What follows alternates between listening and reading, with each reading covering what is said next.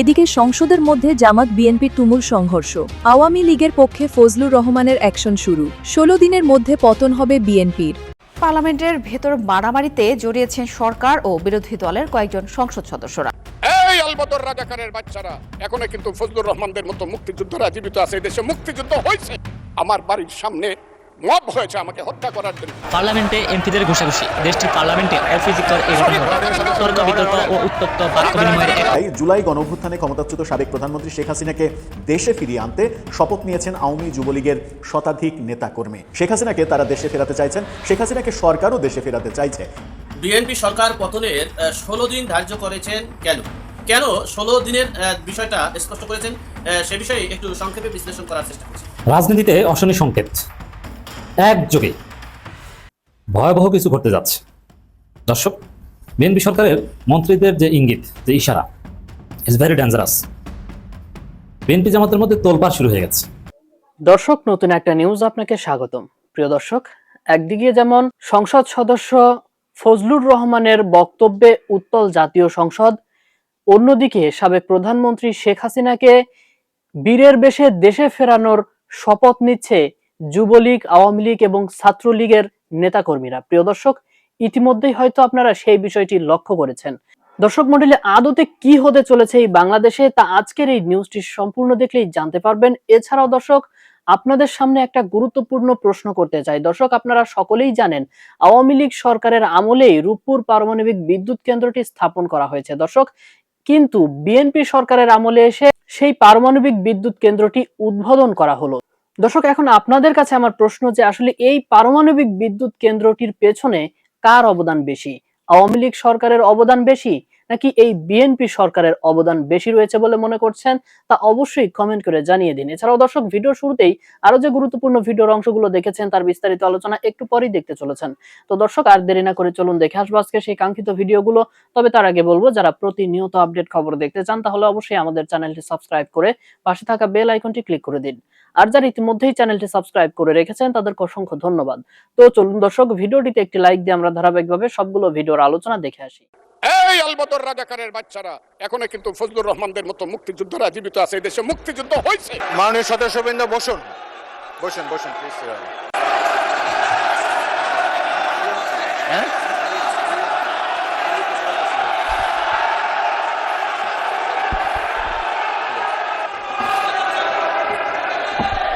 বসুন মাননীয় সদস্যবৃন্দ বসুন। 3রা ডিসেম্বর 1971 সনে আমাদেরকে সহযোগী করার জন্য অংশগ্রহণ করেছিল এবং তার হাজার হাজার সৈন্য এই মাটিতে রক্ত দিয়ে গেছে। এবং যে ইন্ডিয়া আমাদের দেশের স্বাধীনতার জন্য বঙ্গোপসাগরে যে 7ম নৌবহর এসেছিল আমেরিকার, বিশ্বযুদ্ধের রিস্ক নিয়েছিল আমাদের জন্য। সোভিয়েত ইউনিয়নের মতো তিনটা ভেটু দিয়েছিল, তা না হলে আমাদের দেশ স্বাধীন হতো কিনা সন্দেহ ছিল। সেই মুক্তিযুদ্ধের সঙ্গে যখন 1 মাসের গণ আন্দোলনকে তুলনা করা হয় তখন মুক্তিযুদ্ধকে ছোট করা হয়। আমি মনে মনে ভাবি হয়তোবা আমি মরে গেলেই ভালো হতো। আমি আজকে আপনাদের কাছে প্রশ্ন রাখতে চাই, 5ই আগস্টের পরে কি হলো? আমাকে একটু 5ই আগস্টের পরে কি হলো আপনারা জানেন? এইখানে ইউনূস সরকার ছিল, আমি শিল্পকলার সামনে থাকি। একটা গান হইতে পারে নাই, একটা নাটক হইতে পারে নাই, একটা লালনের গীতি হইতে পারে নাই, একটা বাউল গান হইতে পারে নাই। সব কিছু কালো শক্তি ধ্বংস করে দিয়েছিল। তারা বলেছিল কোন মুক্তিযুদ্ধ হয় নাই, 47-এর যুদ্ধ হয়েছে, আর 24-এর যুদ্ধ হয়েছে, আর 71-এ গন্ডগোল হয়েছে। সেই দিন মুক্তিযোদ্ধা হিসাবে আমি বলেছিলাম, আমি বলতে পারবো কিনা কথাটা আপনি, এই আলবদর রাজাকারের বাচ্চারা এখনো কিন্তু ফজলুর রহমানদের মতো মুক্তিযোদ্ধারা জীবিত আছে। এই দেশে মুক্তিযুদ্ধ হয়েছে, মুক্তিযুদ্ধ সত্য, 30 লক্ষ লোক জীবন দিয়েছে, এটাও সত্য। এই যুদ্ধের মধ্য দিয়েই আমরা সেদিন তাদের সঙ্গে যুদ্ধ করেছি। আমার বাড়ির সামনে মব হয়েছে আমাকে হত্যা করার জন্য। সেদিন আমি আজকের পুলিশকে ধন্যবাদ দিব, আজকের মিলিটারিকে ধন্যবাদ দিব। 10 মিনিটের মধ্যে আমার বাড়ির সামনে তার আগে উপস্থিত হয়েছে আমাকে বাঁচানোর জন্য। অনেক চক্রান্তের মধ্য দিয়ে ইলেকশন হয়েছে। সেই ইলেকশনে তারা কি করেছে, আজকে যারা আমার ডান দিকে বসে আছে তারা কি করেছে? একদিন তো আমরা ভাই ছিলাম নাকি? তারা যা করেছে সেটা কল্পনা করার মতো না। যত চক্রান্ত করেছে, সেই চক্রান্তের ভিতর দিয়ে যখন তারা প্রচার করতে শুরু করলো তারা বাংলায় 2/3 মেজরিটি পেয়ে তারা পাস করবে, আমি হতভাগা ফজলুর রহমান বলেছিলাম জামাত জোট যদি মেজরিটি পায় তাহলে আমি বিষ খাবো। এই কথাটা আমি বলেছিলাম, আমি বিষ খাবো। হ্যাঁ, কথাটা সত্য, আমি বলে যাচ্ছি। এবং তারা কোনোদিন যুদ্ধে জয়লাভ করতে পারে না, রাজনৈতিক যুদ্ধে, কারণ তাদের পূর্বপুরুষ বাংলাদেশ চায় নাই। বাংলাদেশ যদি থাকে, এই বাংলায় শুধু বেলিচা মিলিয়ার দুই ফুল ফুটে না, এদেশে রক্তগোলাপ রক্তজবা ফুটে, এদেশের জঙ্গলে শুধু কোকিল ডাকে না, এদেশের জঙ্গলে রয়্যাল বেঙ্গল টাইগারও থাকে। যতদিন রয়্যাল বেঙ্গল টাইগার থাকবে, মুক্তিযোদ্ধা জিতবে, রাজাকার কোনোদিন এদেশে জয় লাভ করতে পারবে না। আমি চ্যালেঞ্জ করে বলে গেলাম। আমি আজকে আপনাদের সামনে আরো কিছু বলতাম, কিন্তু আমি টাইমটা দেখতে চাই, আরেকটা কথা বলতে চাই। আমি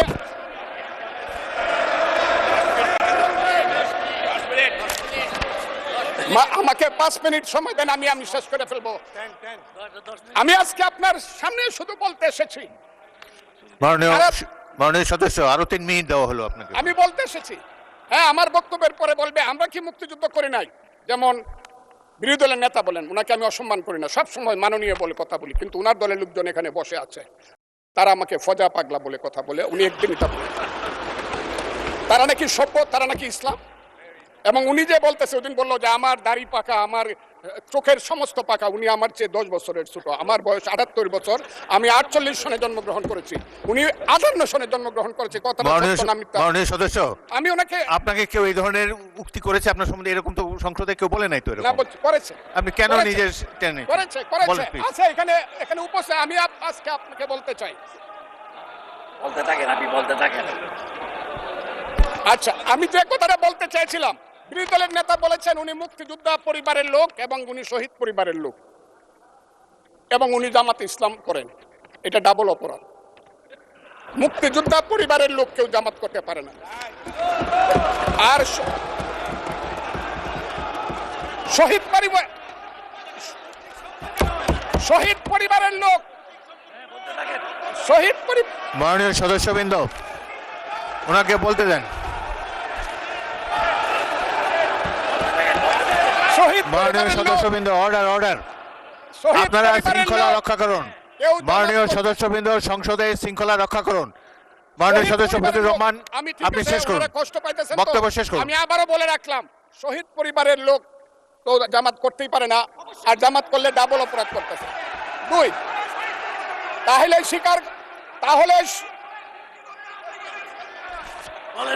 আমি আপনাদেরকে বলি, মাননীয় সদস্যবৃন্দ, আমি এক সেকেন্ড, মাননীয় সদস্য ফজলুর রহমান, বসেন।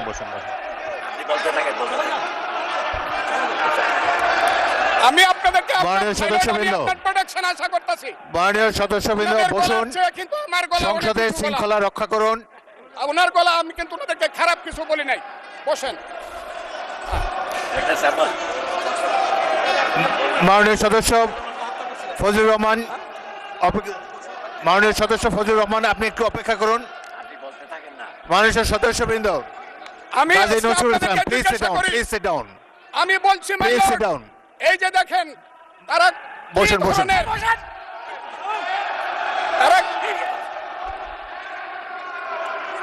তারা কি ধরনের আচরণ করছে। আচ্ছা, আজকে তাদেরকে, মাননীয় সদস্যবৃন্দ, একটু মনোযোগ দিয়ে আমার কথাটি শোনার চেষ্টা করুন।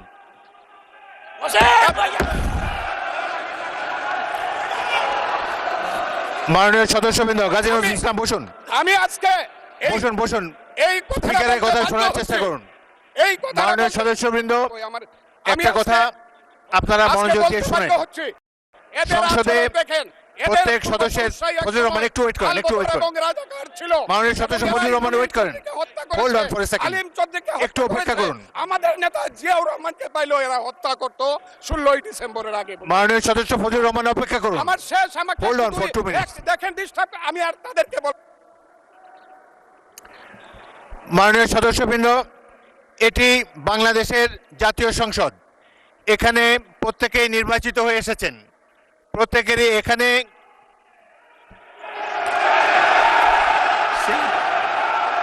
জননেত্রী শেখ হাসিনার কাছে আমার আকুল আবেদন, মাননীয় নেত্রী, আপনি এইবার সত্যিকারের একজন বড় ফ্যাসিস্ট হয়ে ফিরে আসেন। যার উদ্দেশ্য হবে এই দেশ থেকে স্বাধীনতা বিরোধী রাজাকারের সর্বশেষ উত্তরসূরি, দেশ ধ্বংসকারী জুলাই জঙ্গি সহ সকল জঙ্গিদের এই জঞ্জাল পরিষ্কার করে দেওয়া। বিশ্বাস করেন মাননীয় নেত্রী, আমার এই আবেদনের সাথে এদেশের আপামার জনগণ একমত রয়েছে। এই খবরটা দেখেন, 4,000 শিক্ষার্থী মোমবাতি জ্বালাইয়া এসএসসি পরীক্ষা দিতে আছে। আর অন্ধকারে মোমবাতিতে নয় আলো পায়, কিন্তু গরমে কি পায়? বিদ্যুতের ভয়াবহ লোডশেডিং এ যখন জনজীবন বিপর্যস্ত, তখন মানুষের মনের একটু প্রশান্তির খোরাক যোগাচ্ছে এখন রূপপুরে পারমাণবিক বিদ্যুৎ কেন্দ্র। বিশ্বের 33টা দেশের মধ্যে পারমাণবিক বিদ্যুৎ কেন্দ্র হিসেবে বাংলাদেশের নাম অন্তর্ভুক্ত। যাইতেছে ফ্যাসিস্ট তারেক সেই পারমাণবিক বিদ্যুৎ কেন্দ্র উৎপাদন করতে। আর 410 লিটার ডিজেলের কাজ করবে মাত্র 4 গ্রাম ইউরেনিয়ামে, যার মধ্যে একবার জ্বালানি দিলে 1.5 বছর ধরে নিরবিচ্ছিন্ন বিদ্যুৎ দিবে। আগামী 60 বছর ধরে নিরবিচ্ছিন্নভাবে বিদ্যুৎ উৎপাদন করবে রূপপুর পারমাণবিক বিদ্যুৎ কেন্দ্র। দেশের 2 কোটি মানুষ নিরবিচ্ছিন্ন বিদ্যুতের সেবা পাবে এই বিদ্যুৎ কেন্দ্র থেকে। পরিবেশ প্রকৃতির ভারসাম্যের কথা চিন্তা করেই রূপপুরে ওই ফাঁকা জায়গাটি এই পারমাণবিক বিদ্যুৎ কেন্দ্রটি স্থাপন করা হয়েছিল। অথচ এই বিদ্যুৎ কেন্দ্রের স্থাপনের বিষয় যখন প্রকল্প আওয়ামী লীগ সরকার তথা জননেত্রী শেখ হাসিনা হাতে নেয়, তখন আজকের এই বিএনপি, এই জামাতিরা এবং কিছু ওই যে বাম ডানের কিছু দল আছে না, আনু মোহাম্মদের যে সংগঠনগুলো, এরা রাস্তায় নেমে প্রতিবাদ করেছিল। এই আজকের বিএনপি, এই জামাতিরা বলেছিল রাশিয়া থেকে 60,000 কোটি টাকা ঘুষ নিছে নাকি, বা 60,000 কোটি টাকা নাকি এই প্রকল্পের মাধ্যমে আওয়ামী লীগ সরকার মাইরে খাইতেছে। এই ধরনের তারা বাধা সৃষ্টি করেছিল। এমন কোনো বাধা নাই যে তারা আজকের এই পদ্মা সেতু, মেট্রো রেল, ওই যে দেখতেছেন আকাশ সীমাজের রাডার উদ্বোধন হতে যাইতেছে, এর জন্য তারা বাধা সৃষ্টি করে নাই। সমস্ত বাধা অতিক্রম করে জননেত্রী শেখ হাসিনার শক্তিশালী এবং সাহসী পদক্ষেপের মাধ্যমে আজকের বাংলাদেশের এই অভূতপূর্ব উন্নয়ন। অথচ এই ধ্বংসকারীরা আজকে সেইগুলো এখন তারই শেষ ভরসায় পরিণত হয়েছে। দেশের জনগণ এখন তাকাইছে তার দিকে। ওরা পারলে নতুন কিছু করে দেখাইতো, সেইটা ওরা পারে নাই। এখন শেষ ভরসা শেখের বেটি রাইখা যাওয়া উন্নয়ন গুলাই, সেইগুলোই ভোগ করতেছে, সেইগুলো এখন জনগণের মাঝে বিকিয়ে দিতেছে। এবং এখন তারা দেখেন, কিছুদিন আগে এই বিএনপি জামাতে কিছু বুদ্ধিজীবীরা, পরিবেশবাদীরা বলতেছে ঢাকার মধ্যে মেট্রো রেলের জন্য গরমের বেশি উৎপাদন, উপরে মেট্রো রেলের ব্রিজ, নিচে রাস্তা, উভয় তাপে বেশি রকমের গরম হইতেছে। তাই নিয়ে এখন বিতর্ক করারও চেষ্টা চালাই যাইতেছে। ভাইরা আমার, যারা বলেছিল এই বিদ্যুৎ কেন্দ্রের জন্য 60,000 কোটি টাকা তারা ঘুষ খাইছে, এই প্রকল্প দেশ ধ্বংসকারী, তারা কেন সেখানে উদ্বোধনে যাবে? উদ্বোধনে গেলে কি বক্তব্য দেবে তাদের সেই পূর্বের অবস্থানের বিষয়ে? দেশের জনগণের উদ্দেশ্যে বলতে চাই, দেশের এই অভূতপূর্ব উন্নয়ন, আজকের এই দেশ ধ্বংসকারী এই বিএনপি জামাতি এবং জুলাই জঙ্গিরা, যারা জননেত্রী শেখ হাসিনার একের পর এক অভূতপূর্ব উন্নয়ন বাধা সৃষ্টি করেছিল, আজকে তারাই সেটি ভোগ করতেছে। কি জবাব দিবেন আপনারা তাদের বিরুদ্ধে? তাদের বিরুদ্ধে আপনাদের অবস্থান নিতে হবে, তাদের বিষয়ে আপনাদের সিদ্ধান্ত নিতে হবে।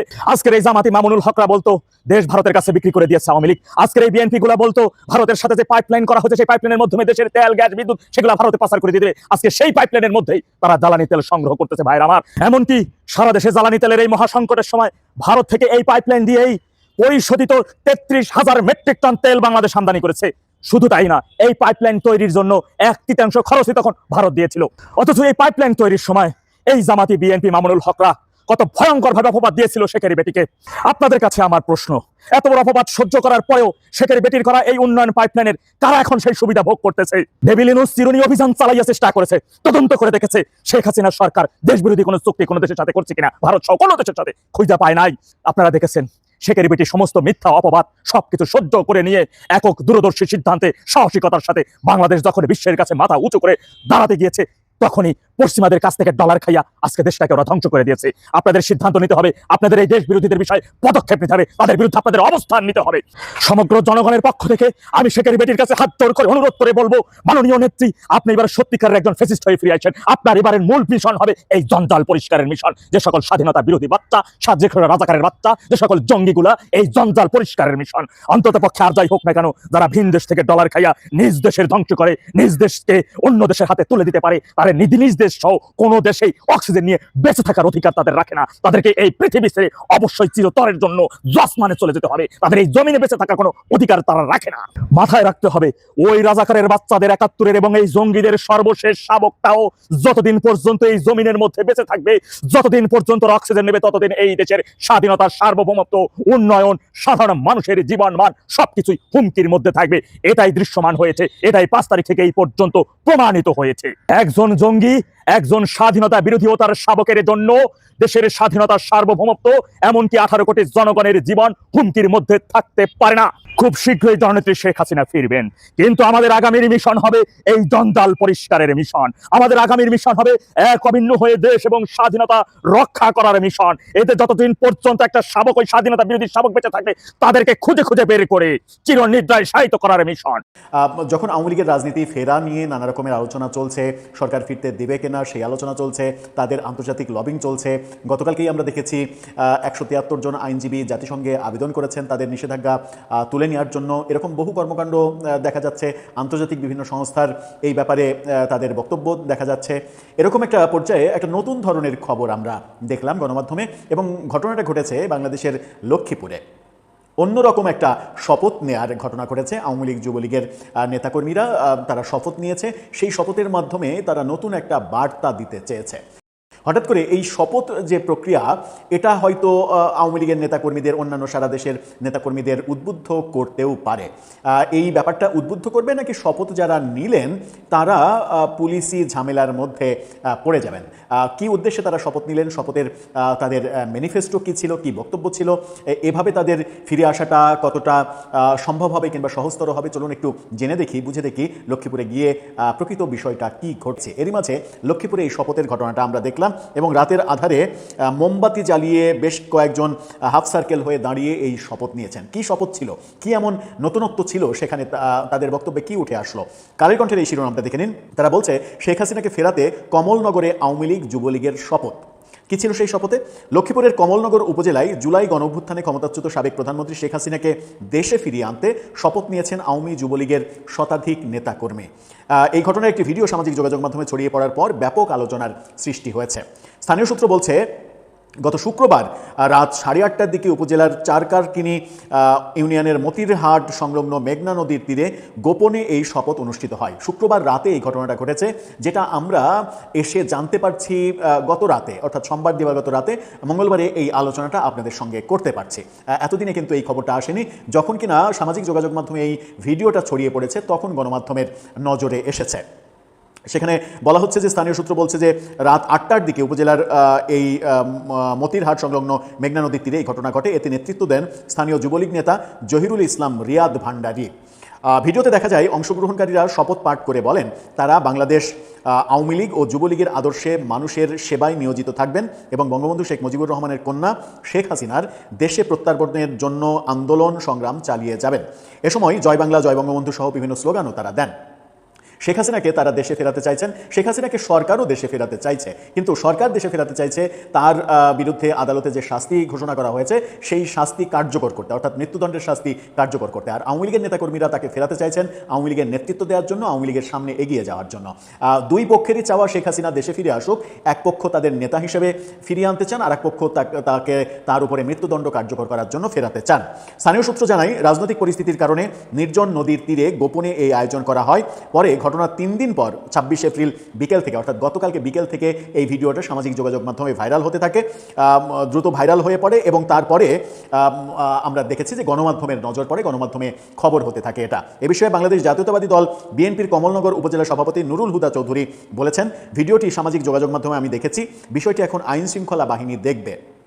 তিনি কিন্তু বলছেন না যে এটা করার তাদের অধিকার আছে, তারা সেটা করতেই পারে। তিনি বলছেন যে তিনি দেখেছেন, এটা আইন শৃঙ্খলা বাহিনী দেখবে। তার মানে হচ্ছে যে যারা এই ভিডিওতে আছেন তাদের উপরে এখন একটা দুর্যোগ নেমে আসার সম্ভাবনা রয়েছে। অন্যদিকে এই বিষয়ে বক্তব্য জানতে কমলনগর থানার ভারপ্রাপ্ত কর্মকর্তা ওসি ফরিদুল আলমের সঙ্গে যোগাযোগের চেষ্টা করা হলেও তাকে পাওয়া যায়নি, অর্থাৎ পুলিশের বক্তব্য পাওয়া যায়নি। বিএনপির স্থানীয় নেতা বলেছেন যে এটা আইন শৃঙ্খলা রক্ষাকারী বাহিনী দেখবে। বিএনপির বক্তব্য আমরা নির্বাচনের পরের দিন থেকে কিছুটা নমনীয় দেখেছিলাম, কারণ বাংলাদেশের বহু জায়গাতেই বলা যায় যে বেশিরভাগ জায়গাতে আওয়ামী লীগের বহু নেতাকর্মী যারা এলাকায় যেতে পেরেছেন, যারা এলাকায় অবস্থান করছেন, তারা কিন্তু ভোট দিয়েছেন এবং তারা বিএনপিকেই ভোট দিয়েছেন। তাদের উদ্দেশ্য ছিল জামাতকে, এনসিপিকে ঠেকানো। বিএনপির এই আওয়ামী লীগের ভোট প্রাপ্তির মাধ্যমেই যে 2/3 আসনে বিজয়, ভূমিধস বিজয়, এটা সম্ভব হয়েছে। এই কারণেই ভোটের পরদিন থেকে আমরা তাদেরকে একটু নমনীয় ভাব দেখাতে আমরা দেখেছিলাম, কিন্তু পরবর্তীতে বিএনপির সেই অবস্থান নেতৃত্ব পর্যায় থেকে তৃণমূল পর্যায়ে সেই অবস্থান কিন্তু পরিবর্তিত হয়ে গেছে, যাতে করে আওয়ামী লীগ ভাবছে যে বিএনপি তাদের সঙ্গে প্রতারণা করেছে। এখন দেখার বিষয়, এই যে ঘটনা, এই যে শপথ, তারা শপথ নিল যে কোনো মূল্যে তারা শেখ হাসিনাকে দেশে ফিরিয়েই ছাড়বেন, এই ঘটনা আওয়ামী লীগের তৃণমূলের নেতাকর্মীদেরকে কিভাবে প্রভাবিত করে, কিংবা এই ঘটনা ঘটানোর ফলে তারা নিজেরাই এখন বিপদে পড়ে যান কিনা। দর্শক, আমি আশা করছি সবগুলো ভিডিওই আপনি মনোযোগ সহকারে দেখেছেন। সেই সাথে দর্শক, এই ভিডিওগুলো সম্পর্কিত যদি কোনো তথ্য বা মতামত থাকে তাহলে তো অবশ্যই কমেন্ট করে জানিয়ে দিন। এতক্ষণ সাথে থাকার জন্য ধন্যবাদ। নিউজটি শেষ করছি এখানেই, ফিরছে আগামী ভিডিওতে নতুন কোনো টপিক নিয়ে। আল্লাহ হাফিজ।